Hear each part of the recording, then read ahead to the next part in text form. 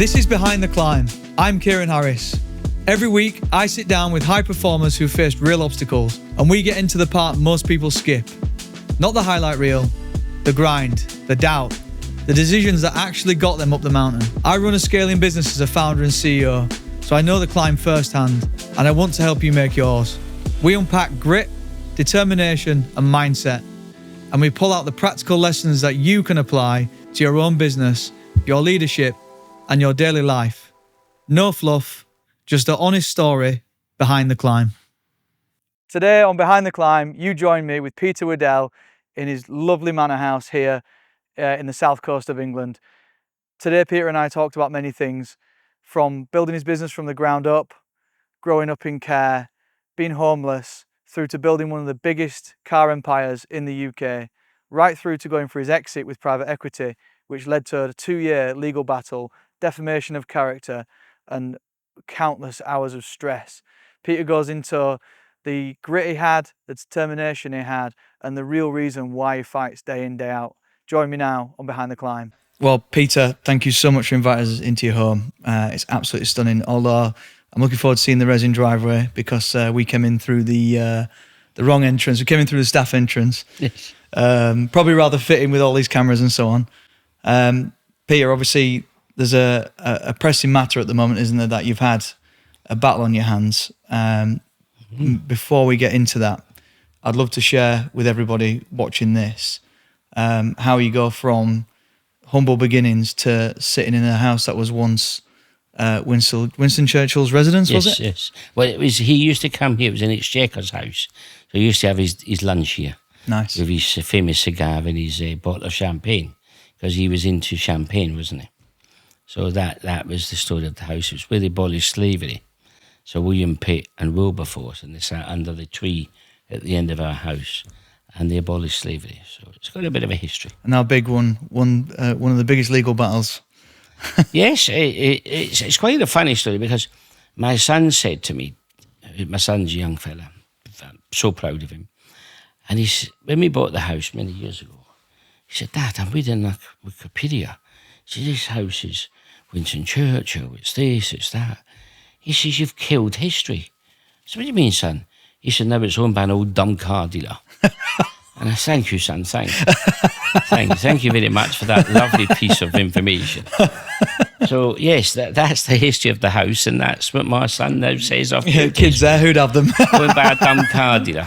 But we refurbished it and we made it something special, and you can see it's back to its original sort of living. So yeah, it's absolutely gorgeous. I'm very pleased with it. And for the record, this carpet underfoot feels very plush. It's quite funny, because people take these big houses and they have old radiators, and you have to go to a room and turn it on. We devised a system. We spent £1 million. It's all electronically, so it feels comfortable in every room. Nice. So every single room's thermostatic. So it's all thermostatic, the whole house. So it's like a modern house, but an 18th century house. So. And you were just sharing with us about the driveway, the resin driveway. Yeah, we bought the company because it was cheaper to buy the company and then have the resin driveway done. Yeah. Because our drive is a mile long, so it was cheaper. A mile long driveway? Yeah, so we had it all resined and the drive all done. So I'll never forget, someone said to me, "You know you've made it when you can hit second gear on the drive." well, that's correct. And you know, you make it even more when you can fly in at 60 knots in your helicopter. Yeah, exactly. Fantastic. So you've got to aim for the sky, haven't you? I learned to fly helicopters many, many years ago. People said, "Pete, you never do it. You're selected." But I did. I worked very hard and I achieved it. And I fly helicopters. So amazing. It depends on what you're looking for. Yeah. You want to aim for the skies, be in the sky, isn't it? Go big or go home. Absolutely. and we definitely have gone big, but we're now going to go bigger. Nice.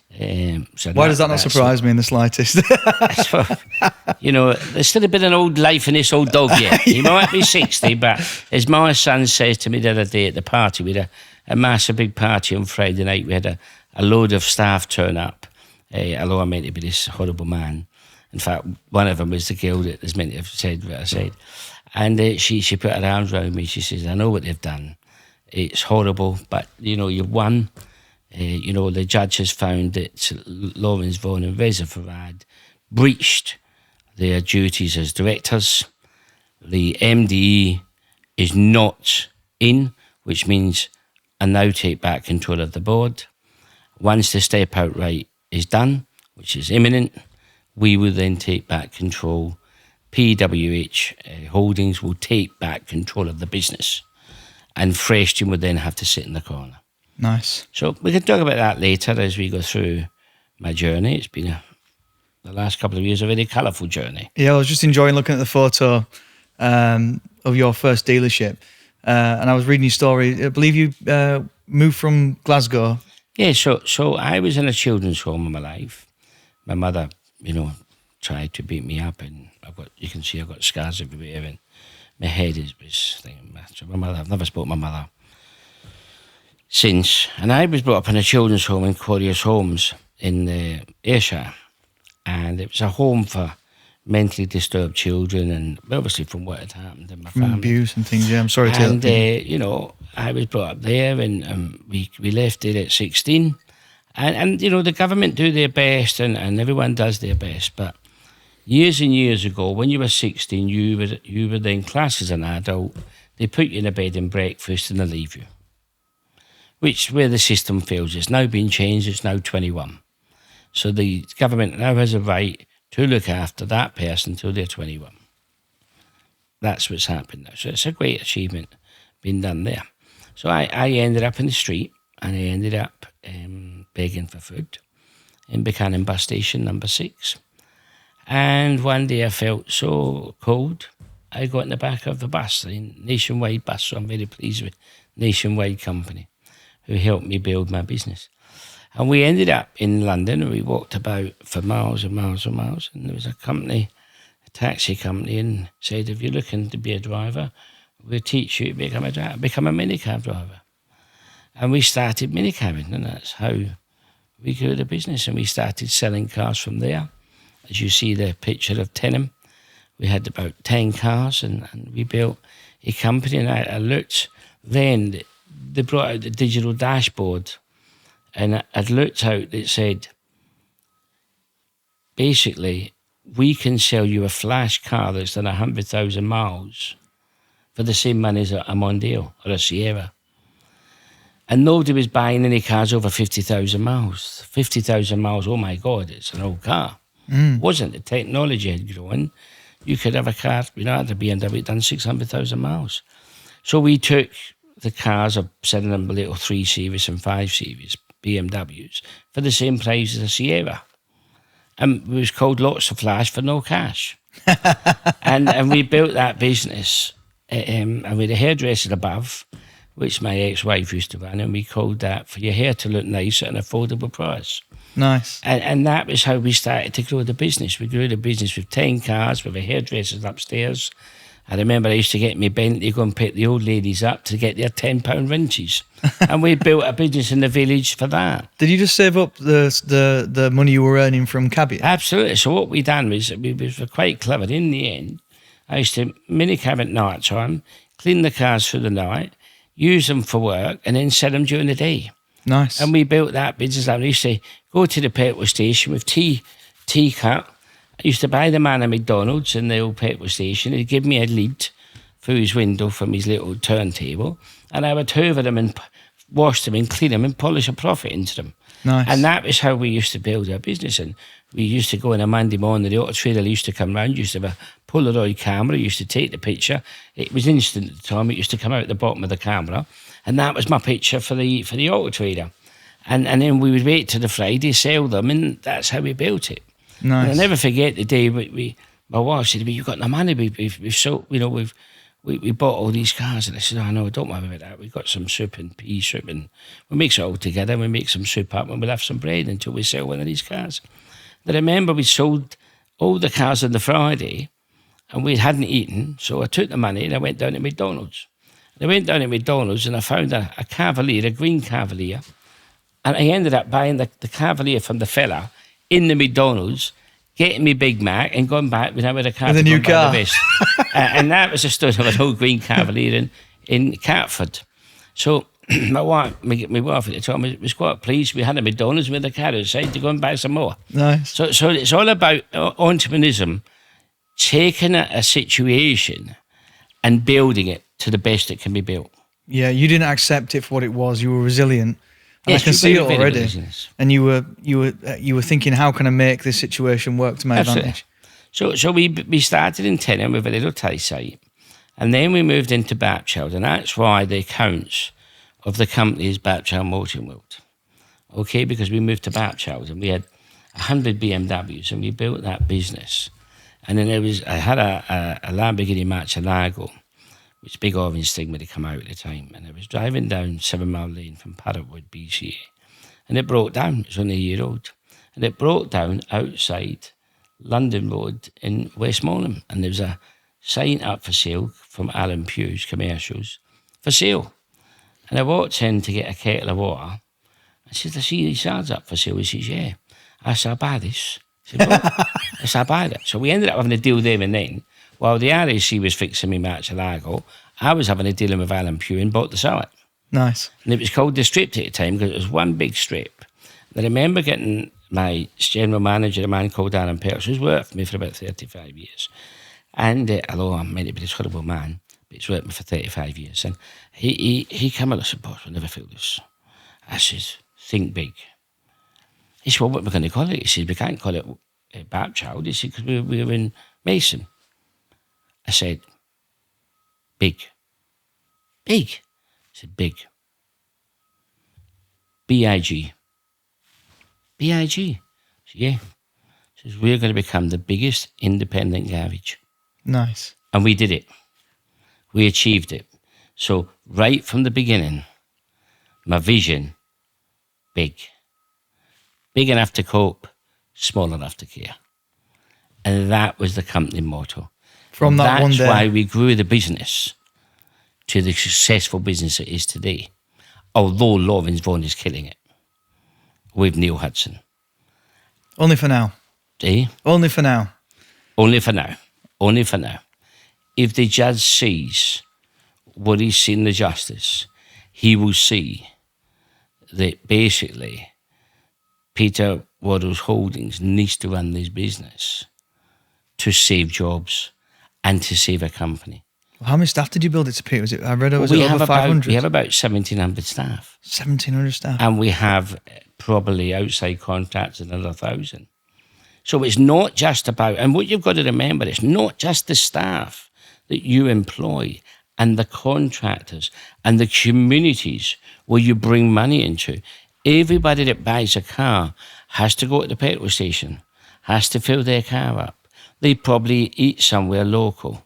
Mm. It's the economy of what you're bringing in to that economy, and the rates, and the wages, and the tax, and the VAT. You're bringing into the economy. If these business now, that's over £1 billion a year in revenue. Wow. I was going to ask you the revenue. So you need to understand it's where are you going to go with this? What is the judge going to decide? Since Freshstream took over this business, it's lost over £10 million a year. Now, I want everyone in this podcast to go and look at Freshstream because they'll see that they have taken companies, Tazica, Lunch Gardens, and several others, and they've failed and had to shut down. So what I say to anybody out there looking at private equity, be aware that the business that you might sell a third to, when they take you out, could fail that business and destroy your lifetime's work. Do you think as well? Did you do due diligence, Peter, on Freshstream? Did you do due diligence on Freshstream? No, so we used a company called DC Advisor, who we thought they were our agents. They dealt with it. So, I'd never heard of private equity before. They sold me that they was going to come in, invest, bring their expertise to get it to an IPO. Reza Farad told me that we could float this business for £1.5 billion. That's what he told me. So he told me, look, Peter, we're going to pay you your 72 million. we're going to start growing the business, and then we're going to do the call option in 12 to 18 months' time. We're going to pay you another 73 million, so you'd have had 150 million, and then you're still on over 25%. So owning over 25%, I can block any sale on over 25%. So we'd got 25% something. So we knew that they couldn't just sell the business because we could block it. Okay? So you kept some control. So we still had control. So that was the situation we was in. We then, right at the end of the deal, brought in two things, a step-in, right, and the material default. The step-in was, well, you're the owner, we'll just come in and we'll help you get it back on track. It was none of this, we're going to try and take control of your business. That's how Mr. Reza Farad sold me it. We acted in good faith, okay? That good faith has been proven in the judgment as false. You struck me as an honest and genuine chap, Peter. Well, that's right. I can imagine that's what and you then they told me, look, Peter, you've got Bugattis, you've got helicopters, you've got this, you've got that. What happens if you kill someone and you go to prison? We've got to be able to run the business. So they did a material default, which was meant to be for that. Or if I rape someone, or I become a drug dealer, I've got drugs and with all this money. That was how they sold me that. They didn't sell me the material default that, if someone can come up and say something, we can take you out of business. We can rush through. So they sold you as in, well, in your mind, that would never happen. So you're thinking... Absolutely. Yeah. And I was getting out of the business, wasn't I? So these were all becoming irrelevant. And you can see the judgment has said that they took me along the road that they was buying the business. And if we go back a little bit, Peter, so obviously you ran that business for 4 decades. Mm. You said you ran that business for 4 decades. Yeah, absolutely. 4 decades, never the problem. And you said you never lost a penny. Never lost a penny. We made money. You know, you've only got to look at the business. You know, if you look at the business under control of Lawrence Vaughan, we've now been on Watchdog. Massive, massive problem. Trustpilot took us off the website because he was preaching or making things up and getting people to do reviews. Trustpilot closed them down. He closed them down. We've gone from 4.8 to 3.4 at some sorts. It's horrendous. Reputation. You've only got to look at Trustpilot. The man is a walking disaster. The judge has told him, has said, in his summons up, the man tells people, and the judge has actually said, he does not believe the colourful history of Lawrence Vaughan. I can't believe he's still in the position he's in. Well, only yesterday I had a text from a man, which I've given to you to go and see him, where he did the same to another man. So, you know, this man, superbikes, he tried to sell me superbikes for 5 million. In court, he was trying to tell the judge this was a successful business. The judge dragged out of him, well, how much was it sold for? Very little. Virtually nothing. Which, the big or the superbikes? This was superbikes. Oh, right, yeah. He tried to get me to buy superbikes. Reza Farad had done secret meetings with Lawrence Vaughan to buy superbikes. It all come out in court. I have nothing to lie about. What's the goal? What's the end goal for them, Peter? So you've run this business successfully, so, 4 decades. It was really simple. So in behind the closed doors, which has all come out in court. So there's no that. Please go and read the transcripts of the court. I beg everyone to read the transcripts of Reza Farad, Lawrence Vaughan, to get the facts and the truth. The truth is, Mr. Reza Farad had secret meetings with Car Shop to take on Car Shop without speaking to the CEO or the major shareholder. On the 7th, they concocted the case regarding the unemployment, and on the 8th, signed up the deal for Car Shop. Wow. They then did the bit for the Car Shop. So just to make that clear as well for the listeners, so they concocted a plan to oust your employment. It was called the plot. So they brandished it the plot. It was called the plot. The judge has actually said that in his thing. And he also talks about option 4. And option 4 was take Mr. Waddell out, sack him, step in. Now, you've got to remember, on that time, they did the step in and they did the material default at the same day, at the same time. You follow me? Yes, it was all pre-planned. Absolutely. It's almost evidence it was preempted. It was all planned. And you go to the trans, you see that. They planned, they called it the plot. Freshstream, Mr. Reza Farad, in an email, had actually said to his colleagues, we've got our warriors. It was called the Three Warriors. And it's there, and it's in the judgment. It was called the Three Warriors. It sounds like they met the match. Lawrence Vaughan, Neil Hudson, and Tom Clark. It also came out in court in the 6th of December when they started the plot. Lawrence Vaughan put a bill in for £145,000, which was paid by Freshstream's personal accounts. So you believe that, or is it been evidence that payment the evidence is clear. If you look at Mr. Lawrence Vaughan's contract of employment, he said it's because he worked more hours. His contract says, and it's there in the court, Lawrence Vaughan doesn't get paid any more money for extra hours. It's in his contract. They tried to dress it up to the court when it was caught on paperwork we found that Freshstream had paid the secret payments, which was not declared to Mr. Waddell. So for clarity as well, Peter, so those payments were from Freshstream, you believe, to oust you.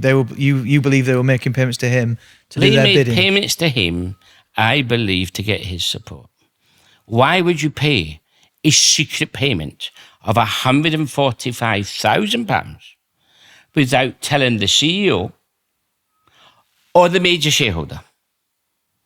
The judge put it down in his words, how Mr. Lawrence and Freshstream can Mr. Lawrence Vaughan be paid by two taskmasters? That's what the judge said.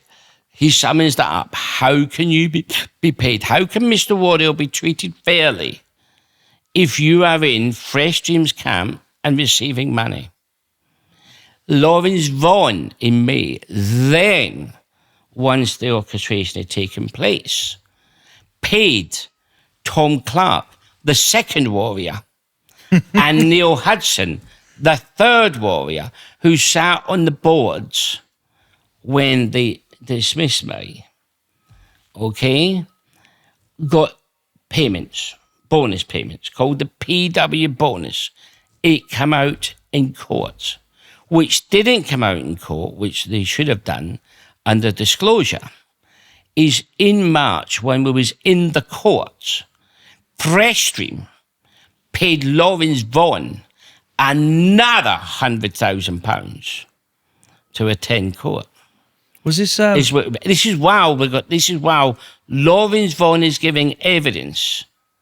They paid a CEO another £100,000. Now let's put that into perspective. Not only should he have been sacked for losing the company over £10 million, disaster of the company, of Trustpilot, of being on Watchdog, and all of these things, they pay him money for a bonus for that. Who would ever pay a bonus to a CEO when a business is losing £11 million? Come on. It's crazy. Come on. Peter, I'm intrigued. And we need to understand they also paid Neil Hudson a bonus and Tom Clark a bonus in the court, which should have been declared to the judge, but they held it back. Was it a criminal investigation? Is that how you managed to find out about it? Well, our next stage this week is we're actually going to be talking to the police, because we've also got, the law's there to protect people. Have we got a bribery case? Sounds like it. Have we got a conspiracy case? I'm meeting with top criminal barristers this week. I believe that Lawrence Vaughan and Reza Farad should be arrested. But that will be dealt with by the top of conspiracy and top of bribery. It'll be down to the law to decide that. I can't sit here and say they've acted bribery. I can't sit here and say they've done conspiracy. How did you manage to unearth those payments? That's my intrigue. How did you unearth those payments and find out about them? Well, what happened was, sillily, to themselves is they were all gloating. And they were So the sending Warriors back emails to each other Right. about the secret payments and all of this. They didn't think the dumb car dealer, is what they called me, would take it this far. They tried to run me out of money. And you've got to remember that Reza Farad, who was in control of the business, got Neil Hudson, Lawrence Vaughan, and Tom Clark to drive me mad, to basically run up costs in our business that I own 63%. And that's what he did. He hid behind Big to do the case. And they sat there saying, oh, you were just investors. They're not. They concluded this. They took control of the business without paying. And that's what they tried to do. And when they then took control of the business, they tried to offer me £7 million. When I've got a loan in the business for 12.3 million, and they wanted my shares and me to give them 5 million quid of my loan. Because they thought, and they've done it many times, they didn't believe that I would go the whole hog. Yeah, so they thought, wear him thin, make They him thought, fed we'll up. weigh him down, we're going to take him out of his wages, so he's not going to have his wages. He's not going to be able to fight and give £20 million. He's a dumb car dealer who's dyslexic, got autism, and he's deaf. He's never going to be able to fight the segment. You know, in the Law Society thing that came out on Friday, it said David and Goliath. I saw There was that. Yeah. Mr. Waddell with dyslexic, he's half deaf and all the rest of it. They thought he won't be able to fight it. So they've got all these lawyers. They had KC lawyers for Freshstream. Then Lawrence Vaughan had his lawyer in KC. Reza had his KCs and lawyers. Then they had the company lawyers. They put me in the docks for 8 days. And we had 3 sets of KCs hammering me per day. That's Okay. insane.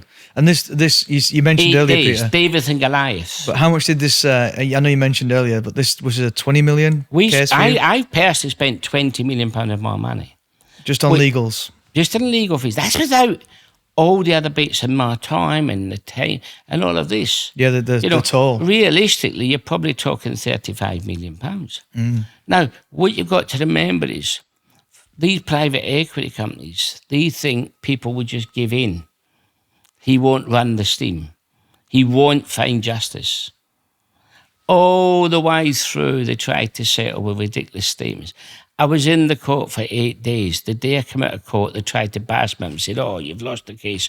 We want you to pay us 9 million quid. We want you to drop the case. No. Yeah. I believed in justice. It's not about the money for you, is it, Peter? It's not about the money. So, you know, as I said in court, you've got all these big Oxford graduates, and you've got me, a little dumb car dealer, who has had no training, no nothing. I've never done any HR. Freshstream come into the business. They knew who I was. They did £5.7 million in the diligence. They knew what they were doing, and they knew that's why they put in the material default, was so that they knew who I was, a man who's had no training in HR, had no training in anything, maybe said the wrong things. I've been in so many courses since this court case. I've actually been in... Is that willing? I've actually been in done in my own back Yeah, fair. management courses, okay, to learn the 21st century, okay? Freshstream should have sent me on these courses.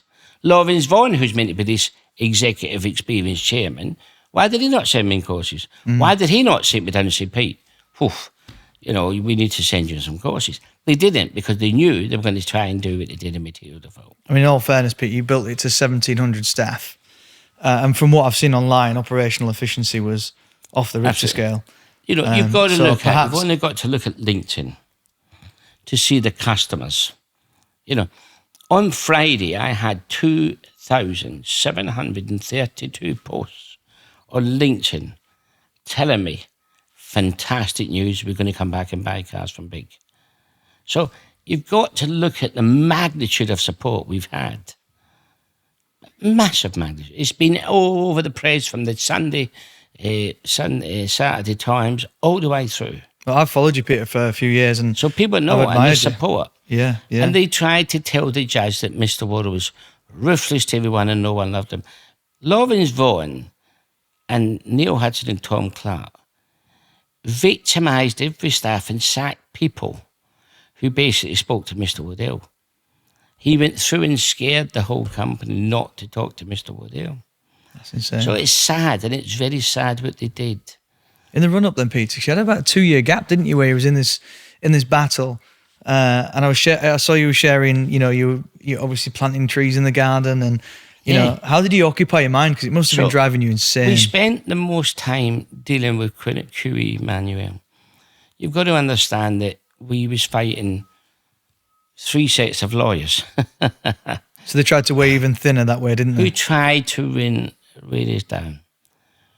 It's not about the past, it's how do we build this future. Big is a great business with some great staff. If I didn't fight, there wouldn't be a business today. Look at the history of Lawrence Vaughan. Superbikes. There's many of them, but just a few recently. Aston Bartley. Superbikes. The man doesn't work. The man thinks that he can sit at home, collect a big check, drive a big company car, and that's what he has to do, and do deals that we still got to get to the bottom of, because they wouldn't give me any information. We've still got to get to the bottom of these 4 deals. They've not given me a single bit of paperwork. So once you get control, they breached the material default. There was no material default. They've bought these sites. They've signed up deals for 20-year leases without a break clause, without any free rent, and gave them £9 million for apparently goodwill. That's basically your money, isn't it, Peter? Well, the company wasn't even open. So where's the goodwill? They took on Camberley.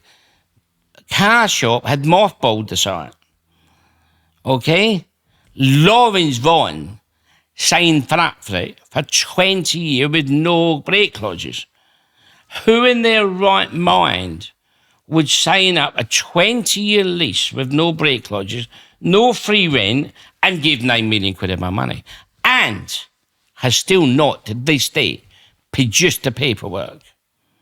Okay? That was a back. Do you think it, well, do you think that was a... We can't say it's a backhander.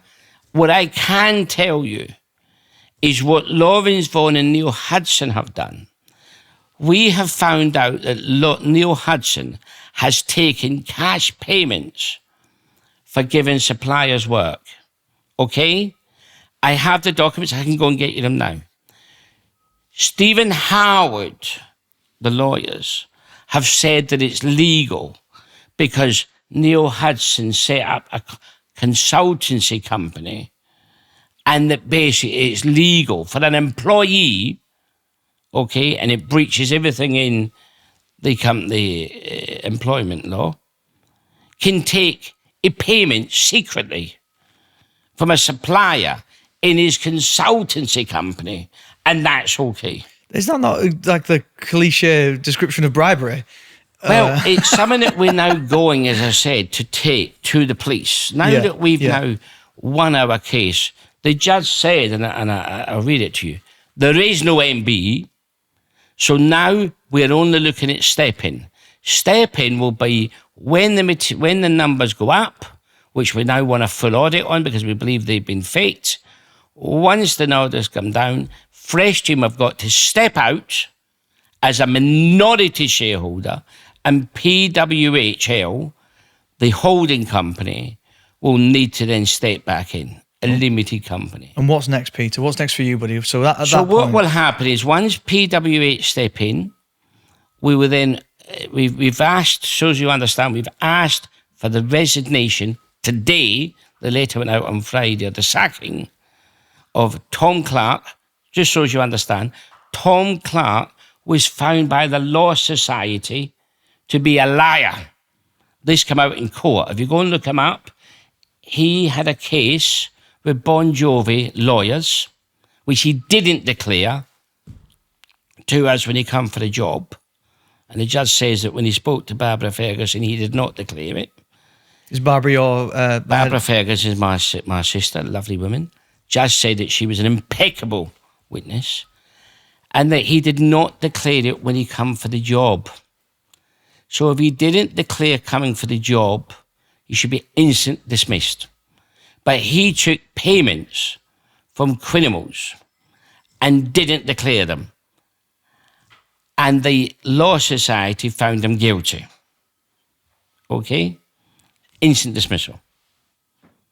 So when you look at the three warriors, you've got Lawrence Vaughan, secret payments, Neil Hudson, taking money off suppliers in his consultancy company, and we've got Tom Clark, who is a convicted liar with the Law Society and been struck off.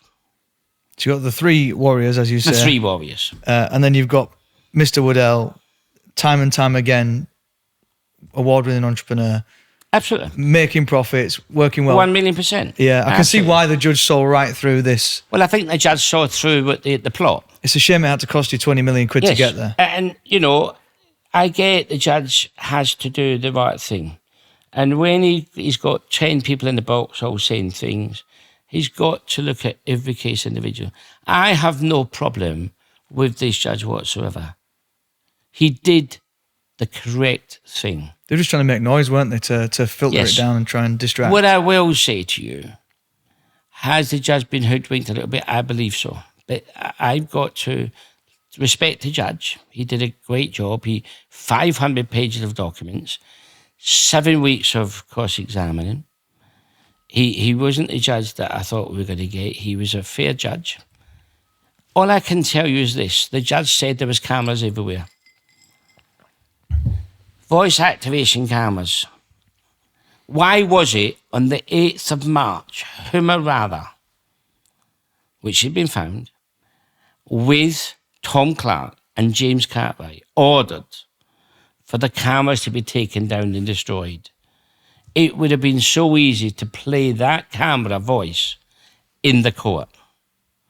They played 2 others that they found from 3 years previously, but there was no recordings. Did you say you had evidence of the cameras being taken down and she was in the picture? Absolutely. We found a picture of Reza Huma, who said she was not involved with cameras, taking a camera down in Wimbledon. Yeah, so the evidence is there. But you've got to understand there's only so much stuff you can put in front of a judge. We only have so much time. Mm-hmm. And what they did is they put me in the box for the third of the time that it was going to be in court to run it out of time. You follow me? Yeah. So you've got to understand there's only so much we could put in. We never got to show the judge, and it's documented, that they took the cameras down, they destroyed the voice activation cameras, which would have showed the judge what was said and how it was said. It's called taking things out of context. Mm. But we never got the time to do that because our case was about the case of these 2 people plotting to take him out, not pay me 72 million and take control. Yeah, and I think as well, Peter, it's all about intent for me. What people say and what people mean are 2 different things. Absolutely. But what you've got to remember is we've got to look at, when we was running our court case, what is it about? Is it about protecting jobs and getting back into your company and building it and saving jobs? Or is it about the per se of Mr. Waddell? Something has to give. You've only got so much time. So our whole case was about showing the judge the plot, the conspiracy. It wasn't about defending Mr. Waddell. It was more about defending the plot to show what Freshstream had done. Yes, they were hoping perhaps that in throwing as many allegations your way and having as many legal representatives as they can, you'd spend more time defending your character. Absolutely. So they assassinate the character, and I've looked right into this. This is what they do. In the court case, they assassinate characters to make the judge award in their favour. So they did do. I mean, a man called Sybil, I think his name is Liddell, he did a good job. You know, I don't hold any grudges against him. He unbelievable. So he was a good man at the job. For the job he did. I mean, I don't know how he feels going home and telling his family he's just assassinated the guy in the court who he knows the plot. Yeah. But that's another story, and that's for him to That's his problem. to his own grave. But we had a great guy called Al. I used to call him Big Al, who you've got to imagine you've got one KC with a little team, a little budget, and you've got David and Goliath in court. David and Goliath. That's what it was. And we had to sit there and fight that. And every step of the way, they lied about things all the way through. But there's only so much you can present to the judge. In the time frame. But the judge got what they were doing. He's a very experienced judge. And I had to put my life on this judge. I had to hope this man could see through it. That must have been stressful, Pete. It was very stressful. But the great thing is this Justice Smith, he see through it. He's a very experienced judge. And I got comfort sitting in the courtroom, him asking the questions that I thought were right. I thank Justice Smith. Although he sacked me, I get it, I feel that he did a good job. What I was hoping to do, Pete, was from now, obviously, so would you see that as a win is my first question. What happens next? And when you get the keys back to Big, what happens? Okay, so what Sorry, have that we was got? 3 in 1. So what have we got? The judgment will start on the 2nd of November. The company should now be out of the thing. They should only be in about costs, only. So is that in the court case, you mean? It's all... In the court case. So before they was the leaders. Now they've done their bit. My company that owns 63% should not be paying the legal bill now anymore. For them. So your company was paying their legal fees? Our company, my company was paying for my company to sue me. That's insane. It is insane. And that's what Freshstream engineered. They said, we've got our own laws. No. This whole case, just so that we understand fully, this case was engineered by Freshstream, who don't have much money, to get all the fighting done by my company. And 63%, that was my bill. I would like the judge to award the money that my costs. So they should pay the bill for the company, and they should pay the bill for me. Do you know, I get the feeling, Peter, as well, right? I've got this really strong feeling that you're a visionary, right? I feel like you visioned this win already. You've seen this win in your mind. Because the whole way through this, you've been smiling, which is fantastic. And it's good to see. I feel like you knew in your mind there was no way they could beat you. I believe in justice. Okay, I believe justice has been served. Now, where does it go now? So the judge has now got to decide on the 944. So now that we've won what they call an unfair prejudice, I'm not a lawyer, but from what I can make out, that means that we now go to a 966. The 966 is where I force them to sell me their shares. Now, I'm hoping the judge will say the costs, the losses in this business, what they've done, taking all these leases on, the commitment is about £80 million. Well, so I'm hoping the judge will give me that £80 million because they've done this commitment back from their shares. Then there's the damages that they've caused me, the stress, the upsetting of taking me out of a material default that they shouldn't have done. I'm expecting compensation for that. And it should be a big check because you've taken away all my rights of running that business. You've been and bought all these businesses. You should never have done it. You had no right to do this. But you've all done behind it. closed doors, all without your knowing, all being a minority shareholder. Absolutely. So that's what I'm hoping the judge will look at the value of the company. He will then award me what I believe we should be achieving, the £20 million legal bills, the legal fees for them, for the company, damages towards these 4 sites. It goes on and on. Defamation of character. Everything that needs to come out. So it's going to be a big bill. there should be a big bill to Freshstream. I don't think Freshstream have got the money.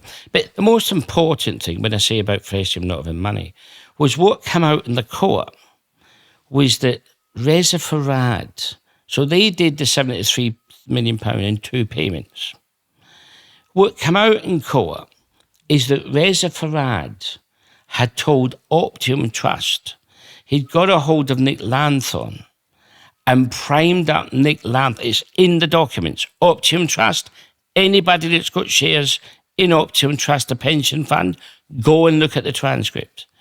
Reza Farad tried to manipulate Nick Lanthorn to say to Optimum Trust, who was investing in this deal. Is Nick a representative of the trust? No, he was a worker for us. He was the financial director. All right. Reza Farad got a hold of, it's in documents, you'll see it in court, and told him to lie to Optimum Trust, who was going to invest in big, in Freshstream. So not only has it come out in court about the lies and the deceiving and the plot for and all of that, Reza Farad, who is the management fund for Optimum Trust, had instructed Nick Lanthorn to lie to Optimum Trust when they were going to invest in big. So that also has come out. So we need to go and look at the FCA. Where does that land Nick? Where does that land Nick? Where does it land Nick? Nick only did what he was told by his boss, what to say. So we now need to also talk to the FCA, because I don't believe that Reza Farad or Lawrence Vaughan are fit people. And the judgment shows that with their breach of duties. I think they should both be resigning from their posts. Freshstream, Lawrence Vaughan, Big and Reza. Because I don't think they should be holding the where they are. Yeah. So it's another thing this week's going to unfold. And then if you get the keys back, Peter. Well, you're back in the driving seat. What's the plan? This is not about me getting the keys back. This is about saving jobs and saving the company. I want to instruct a proper CEO. I found a man, a great man, and I'm having dinner with him tonight actually. But I can't say too much because obviously he's in a big job at the moment. Yeah, of course. I also want to employ a chairman, and I want to elect my sister as the company secretary. I now want to bring to the board my sister, 2 lawyers, the man who's the police officer who was head of the murder squad, another man who's a circuit judge, and 2 people who have been in the car business for 40 years. Wow. It's not about me. What it's about is making this company survive. I don't think it's ever been about you, Peter. My feeling is it's never been about you, has it? No. I can feel that. This is about justice. This is about a private equity company coming in, trying to steal my business, and they've killed it. That's where we are today. And I believe steel's forged in fire. And you've just been through the oven a few times, haven't you? Listen, and what's come out the back of that, by the sounds of it, is you've got an absolutely bolstered plan. Oh yeah, look, you've got to look at what this has done to people. It's wrecked lives. My sister, a proper woman, marching her out the office because she spoke to her brother, and they breached. And that's a disgrace. You take my son. There was a contract put in place regarding my son to buy part exchanges. On the 7th of March, they stopped him buying part exchanges. To try to kill his business as well. To kill his business. Yes, they're in breach of contract there. Marching my sister out the office. My brother-in-law worked there. They sacked him for speeding 2 miles over the limit. They bugged his car. They tracked his car, his company car, and sacked him for 2 miles over the speed limit. A week later, a speeding fine come through for Neil Hudson, 35 miles over, still in the job. Come on here, let's talk the facts. Yeah, it's insane. You've got to understand what this has done to my son. My son's 8 years of age. My son reads these papers. My son reads the effect. What has Freshstream done to a young child of 7 years of age, knowing what they did to his father? Can they live with what they've done to my family? Can they live that? Do you know what, Peter? If I may flip it for your sake as well. What a prime example you are to your son. What an example you are to your son, though. To flip that. Freshstream, what they've done is disgusting. But if I may put a perspective from what I'm seeing, your son is going to be watching you and soaking everything up like a sponge.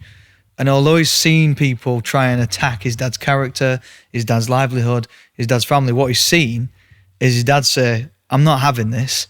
I'm going to fight it and I'm going to win. So your son will be a strong wee man. I've got 2 sons. I've got one son of 8 and I've got one. I love them both dearly.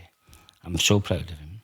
I love seeing your updates on LinkedIn, by the way. and you'll see my other son's 27. My son come to me in the kitchen on Friday night. He said, Dad, there was times that I thought you were crazy. He said, there's times that I thought you were just wasting the company money and our family money. He said, but I'm proud of you. He said, I'm proud to be your son. That's lovely. They did, to me, was all about money. They thought, and there's documents to it, when this was all going on, Lawrence Vaughan had sold Freshstream the Dream, because he's very posh and all that.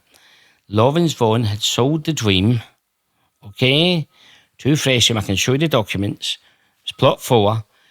I can take over this business. I can get this to £50 million. I can do all of this. He didn't. He cost the business £10 million a year. The man's a walking disaster. No one should ever employ this man again. The judge even said about Tom Clark. He, Mr. Lawrence Vaughan, sold Freshstream a dream. Freshstream took it thinking they could take the next round of money and the option and then go make this millions upon hundreds of millions of pounds deal. He sold them a dream. Reza Farad took it. Patrick, Ray Hand, and everyone at Freshstream took the dream. The dream has become a nightmare. You'd think they'd look into his previous... Greed. Greed is the word. Yeah. Greed. They bought into a dream that's become a nightmare. And I'm that fella from Elm Street. What was his name? Freddie? That's what's happened, putting in a bit of light in it. We had a good legal team, Quinn Emmanuel. They stood by the ground. Yes, at times they used to question me and say, really? And I'd say, yes. We had a man called David who basically used to cross-examine everything I said. Every single thing I said for years.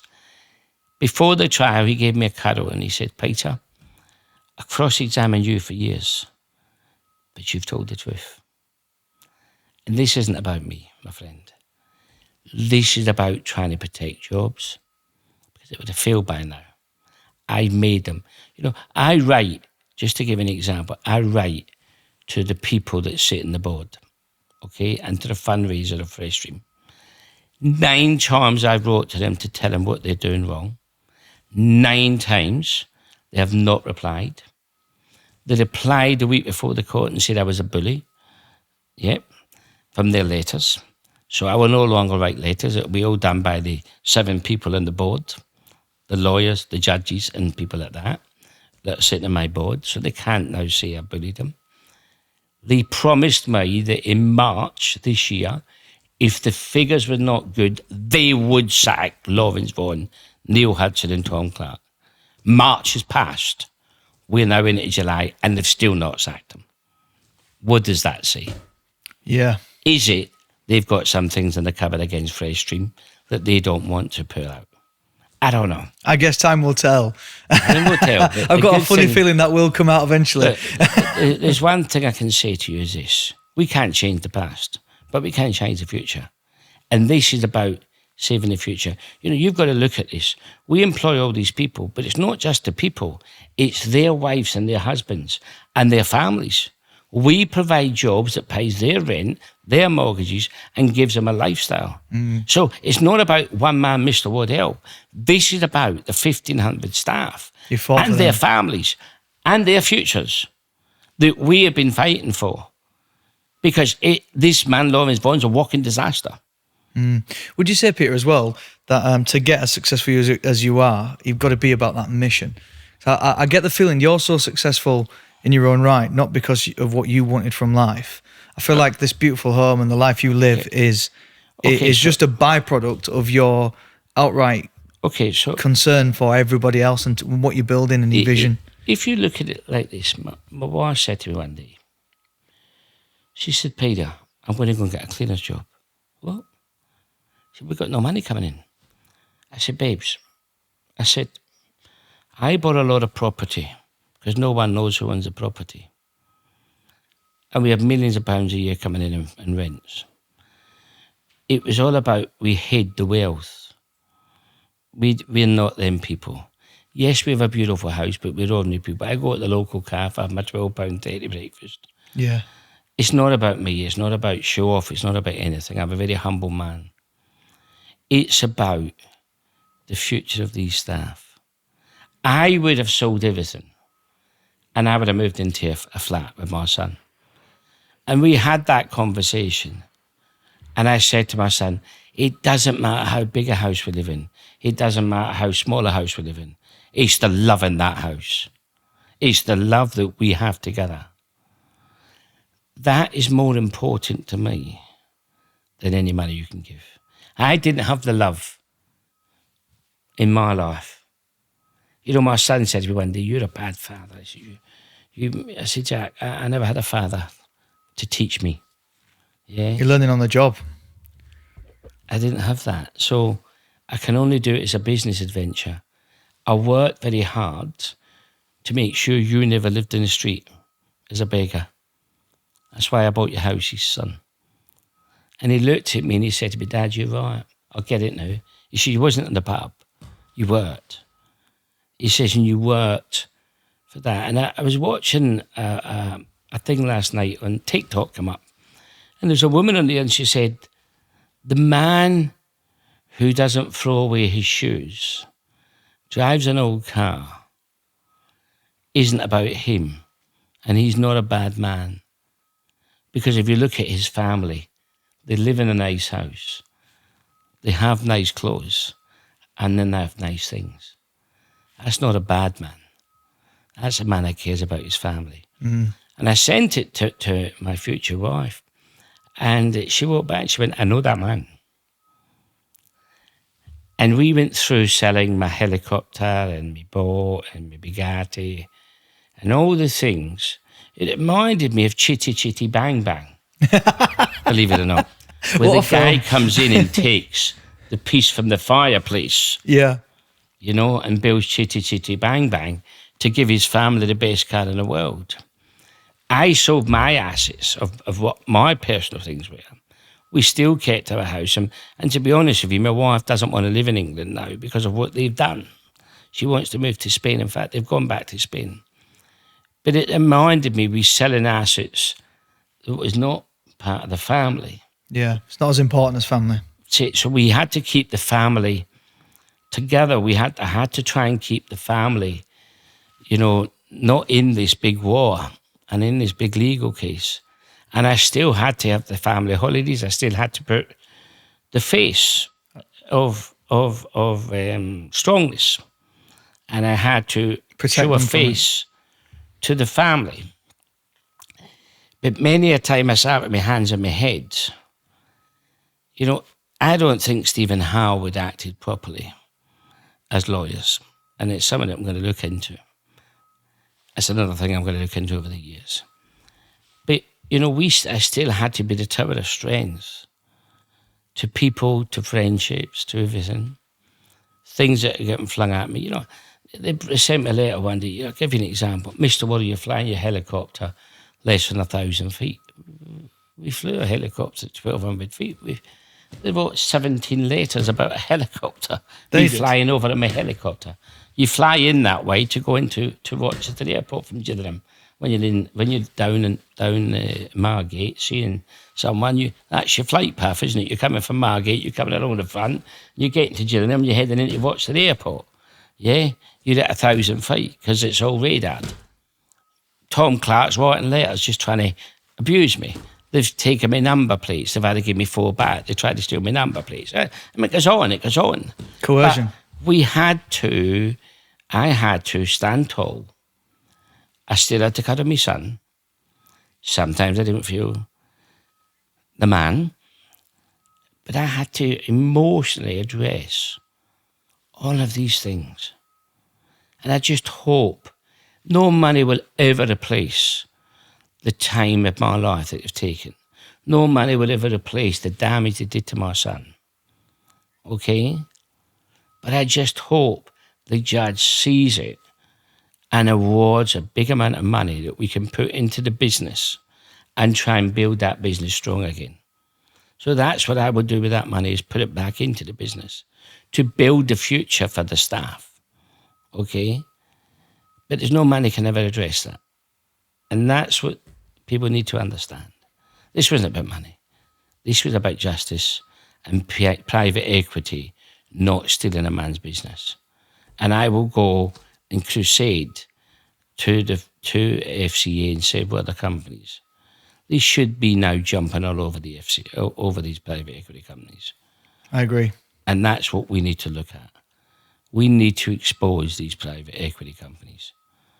You know, that's what needs to happen. Have you got any, and thank you for sharing that, Peter. Obviously, I can tell it's coming from the heart, and I massively respect you for being a family man. My children just a humble man. Everything. He's just a humble man who has been lucky. And you know, people say, oh, you've done very well. I haven't done very well. My staff have done it. My staff have embroidered in what we started to where we are today. I was just a CEO. I was just a guy walking in giving the fish and chips, doing the apple pies and the lemon meringue pies and all of that. Nice. That's bringing the vibe. Eh? You were bringing the vibe. Yes. You know, that's what a CEO is. The CEO is not a man that sits in a boardroom or sits in a desk and says, I'm the CEO. That's a Lawrence Vaughan. Yes. This CEO walked the floor. Did you get to know all your staff? Absolutely. All your team? 4 staff named their sons after me. That's insane. What can I say? Wow. You know? That's amazing, Peter. And obviously, I think we're going to have to wrap up. And I really, really appreciate it, because I know you've got a helicopter on its way for you. Yes. But obviously, if someone's listening to this now, it's obviously a shocking story. Unfortunately, I don't think it's an isolated incident. I think it happens a lot more than people realise. 1,000,000%. They just picked the wrong man. I think they picked the wrong man, yeah. Yeah. So if someone's listening to this, they're considering PE or they've got PE in now. Please talk to me. I'll soon tell you the things not to let them put in there. Okay? I am here. My email address is peterbmws@hotmail.co.uk. I want to hear about all these things to try and help people. This is not about me. This is about trying to help people that have got PA problems, and also do not go into that business unless you've got a proper SHD. Brilliant. That's what this is about. Well, I really, really appreciate you sharing, Peter, and thank you so much for inviting us to your stunning home. Thank you very much for your time. There's one thing I wanted to ask you desperately. I may be making this up, but I'm sure I read that you had this house replicated in Marbella. We have a house exactly the same. We live next door to a man called Djokovic, the tennis player. Oh, yeah. And we have a 42-metre swimming pool with PW inserted in it, which my wife wanted. But we wanted to replicate this house in Spain, so we have exactly at the end of the podcast, I'll show you a video. That's stunning. Thank you. It's exactly I appreciate the same it. house. So I'm going to finish on that amazing note. Okay. Thank you so much. No problem.